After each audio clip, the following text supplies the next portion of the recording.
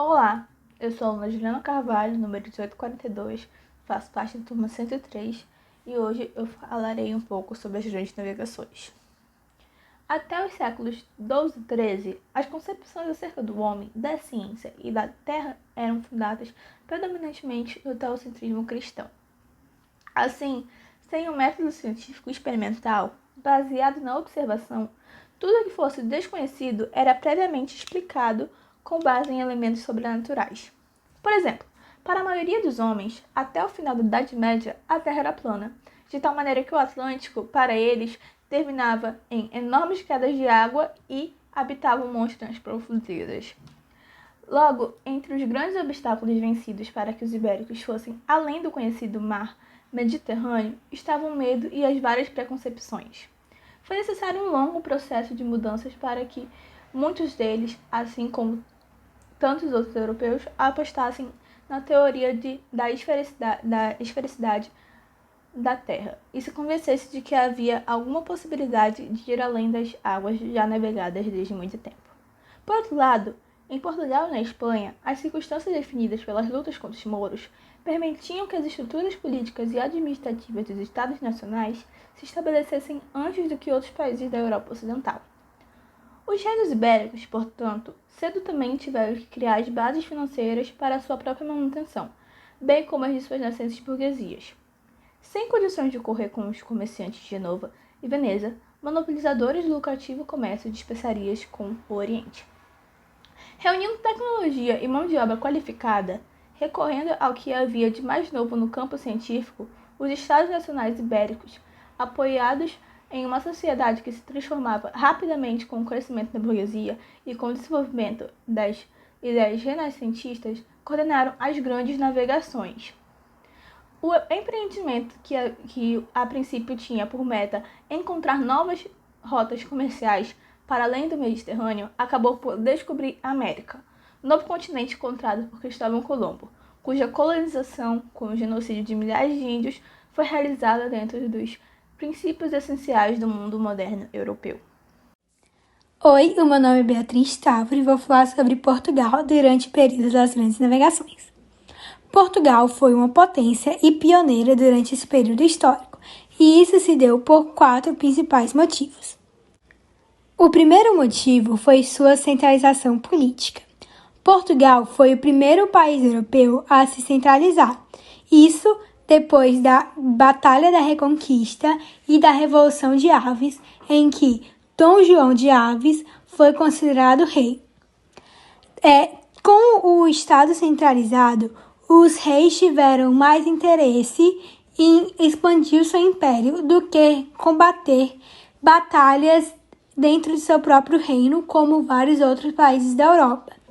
Isso deu uma vantagem a Portugal, que não precisava mais se preocupar com os conflitos internos e focar na expansão marítima que estava ocorrendo. O segundo motivo foi a localização geográfica do país. Portugal é o país que está mais a oeste da Europa e ele tem acesso tanto ao Oceano Atlântico quanto ao Mar Mediterrâneo, dando ao país uma posição estratégica. Além disso, por ser um país litorâneo, Portugal já tinha muitas experiências com barcos e com a pesca, que foi primordial para o seu sucesso no período. O terceiro motivo foram os avanços tecnológicos que estavam ocorrendo na época.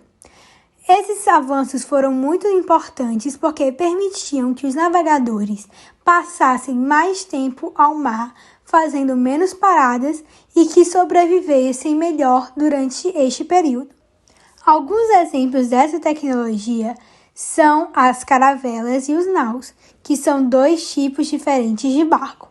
Além disso, houve a descoberta da bússola e a criação do astrolábio, que permitiam que os navegadores melhor se localizassem durante o seu percurso. O quarto e principal motivo foi a necessidade de novas rotas comerciais para a Índia para o comércio de mercadorias e especiarias de lá.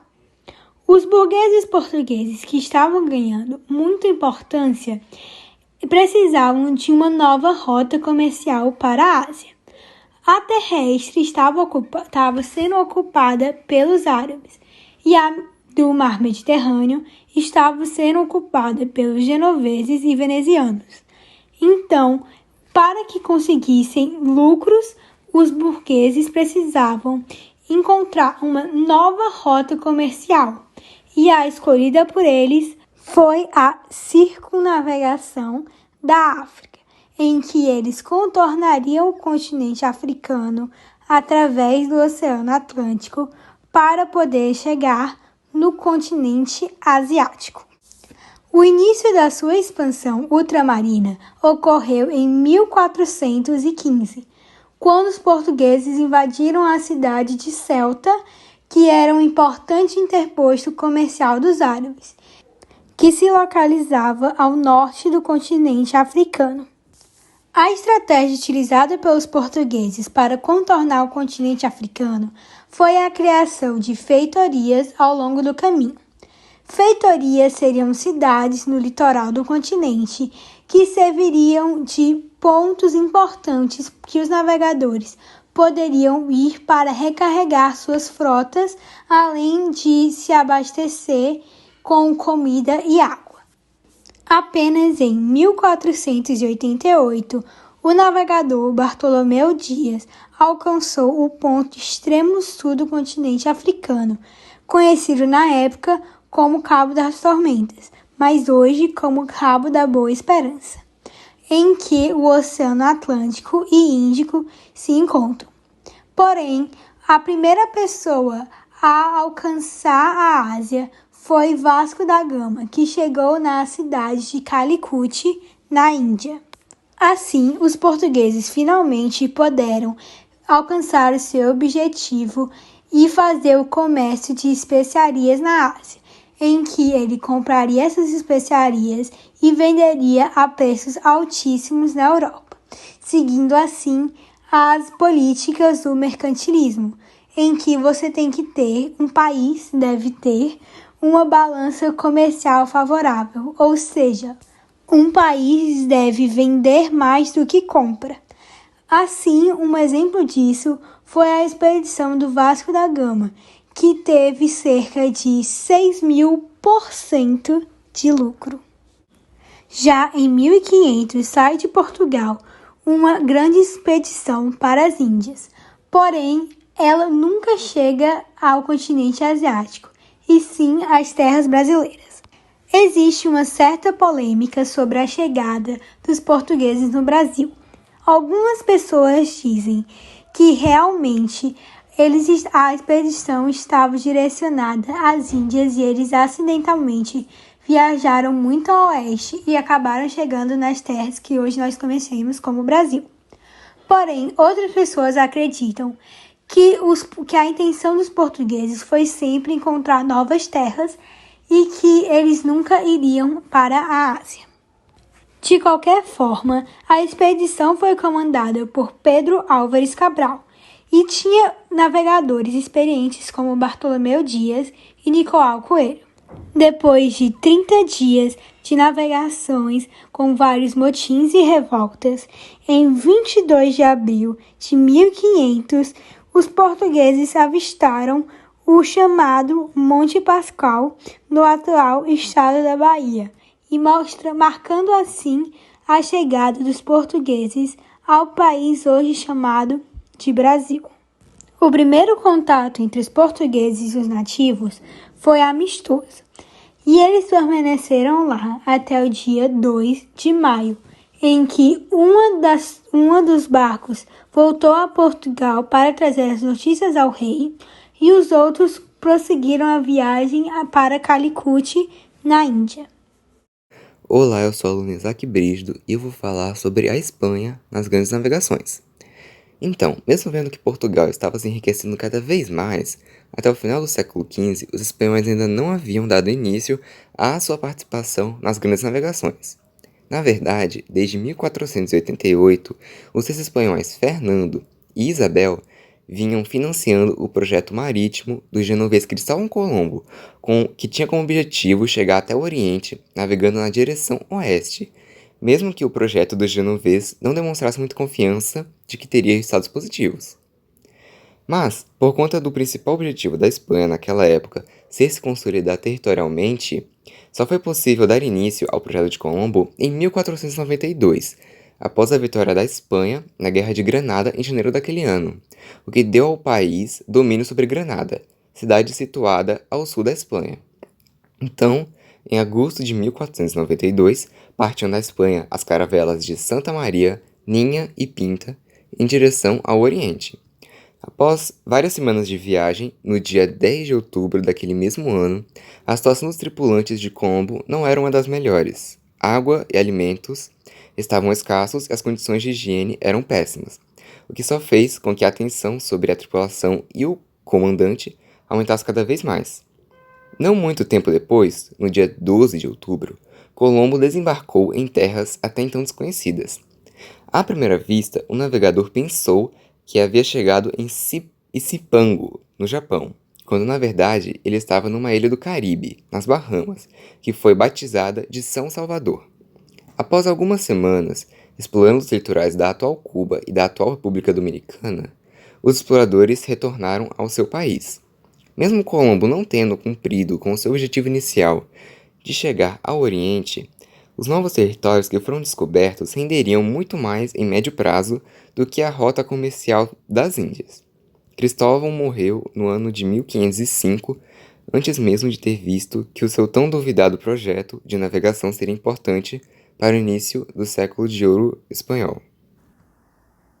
Olá, eu sou a aluna Juliana Carvalho, número 1842, faço parte da turma 103 e hoje vou falar um pouquinho sobre os tratados entre Portugal e Espanha. Durante o século XV, Portugal empreendeu a conquista de domínios ao longo da costa africana. Os espanhóis finalizaram a formação de seu Estado Nacional em 1492. Naquele mesmo ano, a coroa espanhola iniciou sua expansão marítima apostando no projeto circunnavegatório do navegador genovês Cristóvão Colombo. Pensando ter chegado às Índias, o navegador italiano encontrou o continente americano. O anúncio da existência de um novo continente inseriu os espanhóis na disputa por novas áreas de exploração colonial. Temendo uma abrupta ascensão marítima comercial espanhola, Portugal ameaçou entrar em conflito com os espanhóis caso suas possessões fossem desrespeitadas. Evitando a deflagração de uma guerra, a Espanha solicitou o Papa Alexandre VI para arbitrar a questão. Em 4 de maio de 1493, a Bula Intercoetera estabeleceu um acordo que determinava as regiões de exploração de cada uma das nações ibéricas. De acordo com o documento, uma linha imaginária a 100 léguas, mais ou menos equivalente a 660 quilômetros, da Ilha de Açores dividia o mundo, determinando que todas as terras ao oeste dessa linha seriam de posse da Espanha e ao leste seriam fixados os territórios portugueses. Dessa maneira, a disputa parecia resolvida. No entanto, por motivos não muito claros, o rei Dom João II exigiu a revisão do acordo diplomático. Alguns historiadores levantaram a hipótese de que a coroa portuguesa sabia da existência de terras na parte sul do novo continente. Dessa maneira, as autoridades lusas mais uma vez ameaçaram a Espanha caso o pedido de revisão não fosse acatado. Mais uma vez, o Papa foi convocado para intermediar novas negociações. No dia 7 de julho de 1494, o Tratado de Todas as Ilhas transformou os limites do antigo pacto. Segundo o novo acordo, todas as terras descobertas até o limite de 370 léguas, mais ou menos equivalente a 2.500 quilômetros, ao oeste de Cabo Verde seriam de domínio português, sendo as restantes de posse espanhola. Com esse acordo, Portugal assegurou sua autoridade para partes dos territórios do Brasil, que teve sua descoberta anunciada 6 anos mais tarde. Ao contrário do pretendido, esse novo tratado não deu fim às disputas pelo continente americano. No século XVI, nações como Inglaterra, França e Holanda começaram a empreender seu processo de expansão marítima. Insatisfeitas com a decisão papal, tais nações utilizaram do contrabando das nações e da empilhagem em repúdio ao monopólio português e espanhol.